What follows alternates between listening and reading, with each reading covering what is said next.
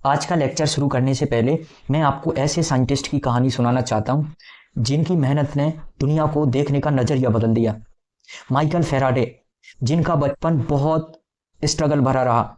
बचपन में कभी कभी तो इनको खाने को भी नसीब नहीं होता था, फिर भी किसी तरीके से 14th ईयर की एज में ये एक बुक बाइंडिंग की दुकान में काम करने लगे। वहां पर जो भी कोई साइंस से रिलेटेड बुक बाइंड होने के लिए आती थी, ये उस बुक को पूरा पढ़ लेते थे।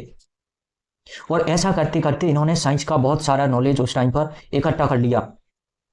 1820s में जब ओरेस्टेड ने दुनिया को यह बताया कि इलेक्ट्रिक करंट की वजह से मैग्नेटिक फील्ड प्रोड्यूस हो सकती है, तब इनके विचार में ऐसे आया कि अगर करंट की वजह से मैग्नेटिक फील्ड प्रोड्यूस हो सकती है तो मैग्नेटिक फील्ड की वजह से करंट को भी प्रोड्यूस किया जा सकता है, यानी इसका उल्टा भी पॉसिबल हो सकता है। इस एक विचार पर इन्होंने पूरे 10 साल तक एक्सपेरिमेंट्स किए और इन 10 सालों में ना जाने कितनी बार फेल हुए।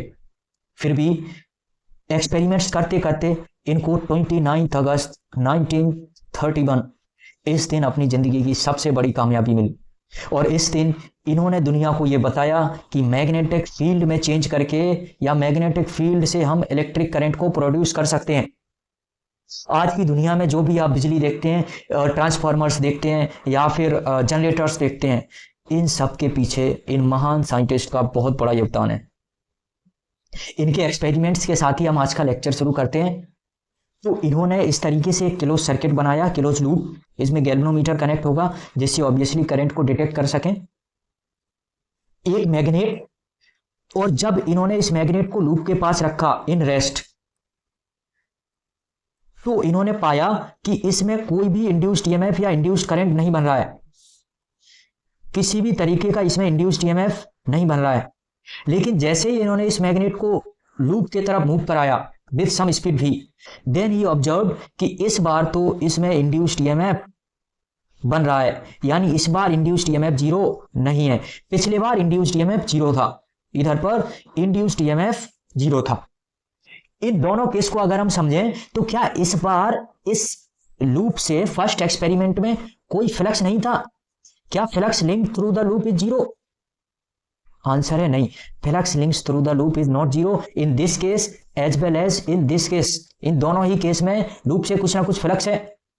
अरे जब मैग्नेट को लूप के पास रखा जाएगा तो मैग्नेट से निकलने वाली फील्ड लाइंस इस लूप को तो पास करेंगे ही, और अगर मैग्नेटिक फील्ड लाइंस इस लूप को पास करेंगी तो there will be some magnetic flux.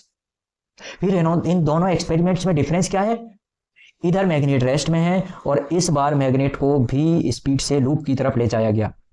अब जब लूप की तरफ ले जाएंगे तो मैग्नेटिक फील्ड चेंज होगी। जैसे जैसे हम पास में जाएंगे मैग्नेटिक फील्ड स्ट्रॉन्ग होती जाएगी, यानी इस बार मैग्नेटिक फ्लक्स चेंज हो रहा है और इस बार change in magnetic flux zero नहीं है। जब मैग्नेट को रेस्ट में रखा था तब change in magnetic flux zero था। और इधर से हम कंक्लूड कर सकते हैं कि मैग्नेटिक फ्लक्स जीरो रखो, इंड्यूस्ड ईएमएफ जीरो, और इंड्यूस्ड ईएमएफ जीरो होगा तो इंड्यूस्ड करंट भी जीरो। और अगर मैग्नेट को लूप की तरफ मूव कराओ तो फ्लक्स चेंज हो रहा है, फ्लक्स चेंज जीरो नहीं है। फ्लक्स चेंज जीरो नहीं है तो इंड्यूस्ड ईएमएफ भी जीरो नहीं है, और कुछ ना कुछ हमें इंड्यूस्ड करंट देखने को मिल रहा है।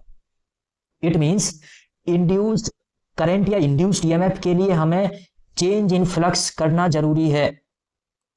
इंड्यूस्ड ईएमएफ के लिए हमें फ्लक्स में चेंज लाना जरूरी है।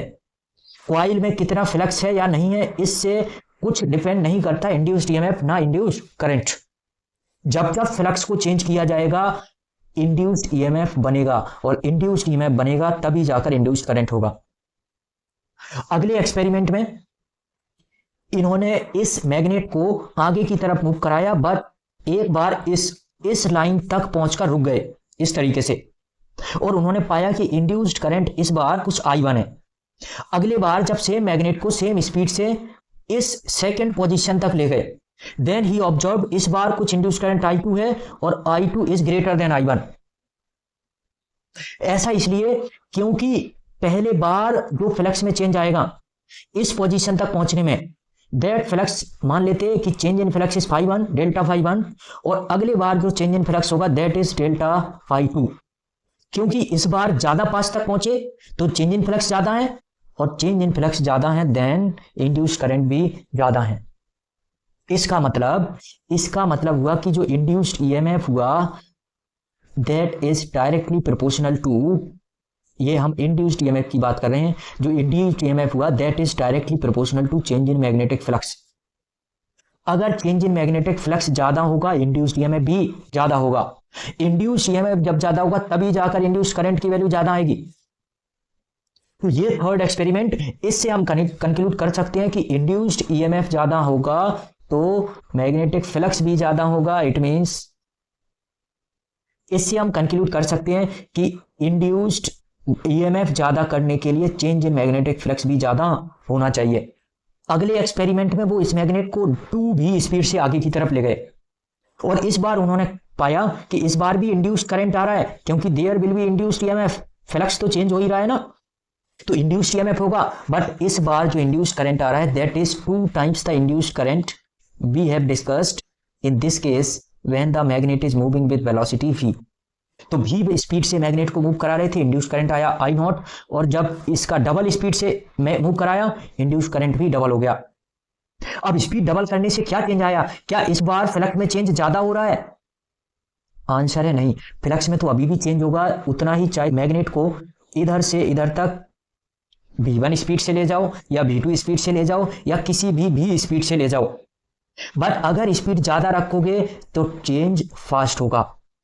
अगर v स्पीड से जाने में टाइम t लग रहा था तो 2v स्पीड से जाने में टाइम उसका आधा लगेगा।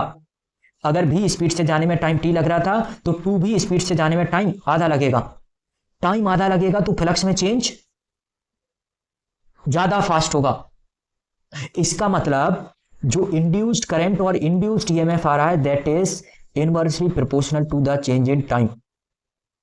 फास्ट चेंज होगा फ्लक्स में तो इंड्यूस्ड ईएमएफ भी ज्यादा होगा, और अगर स्लो चेंज होगा इट मींस टाइम की वैल्यू ज्यादा होगी then induced EMF will be less. इस एक्सपेरिमेंट में इन्होंने मैग्नेट को 2v स्पीड से मूव कराया और इसको v स्पीड से मैग्नेट की तरफ मूव कराया, और इस बार इन्होंने पाया कि जो इंड्यूस करंट है I that is the 3 times of I not. I not जब v से इसको मैग्नेट को बस मूव कराते थे,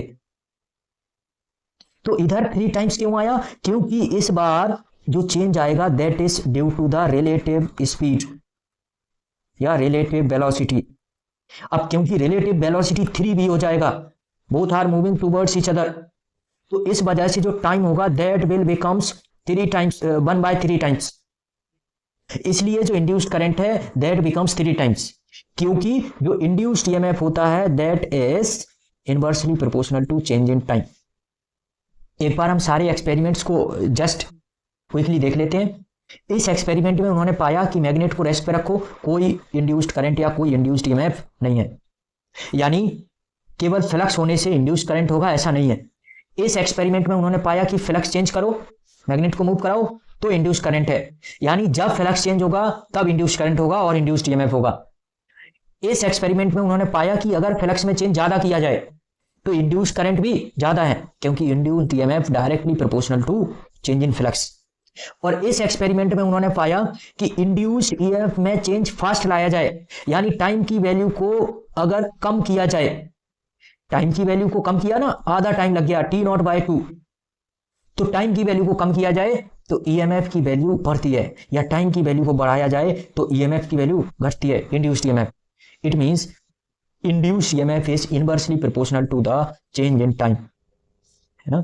और इन सेम केस इस एक्सपेरिमेंट में भी इनवर्सली प्रोपोर्शनल पता लगता है टाइम के ईएमएफ, बट जो इंड्यूस्ड ईएमएफ है that is depends on relative velocity between the magnet and coil.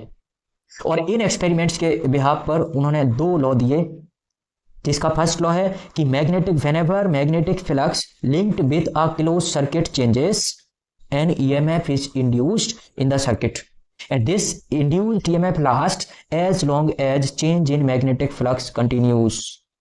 जब तक चेंज इन फ्लक्स होगा तब इंड्यूस्ड ईएमएफ होगा, और ये इंड्यूस्ड ईएमएफ तक रहेगा जब तक हम मैग्नेटिक फ्लक्स को चेंज करते रहें। सेकेंड लॉ, इस लॉ में उन्होंने बताया कि magnitude of induced EMF is equal to the rate of change in magnetic flux, क्योंकि जो इंड्यूस्ड ईएमएफ है that is directly proportional to change in flux and inversely proportional to change in time. तो from here ही got that induced EMF is equal to the rate of change in magnetic flux. तो अगली class में हम बात करेंगे Lenz law पर और कुछ इंपोर्टेंट न्यूमेरिकल्स एनसीईआरटी के। अगर आप थोड़ा भी हेल्प पाते हैं हमारे चैनल से तो अपना सपोर्ट दिखाइए और सब्सक्राइब कीजिए। Thank you.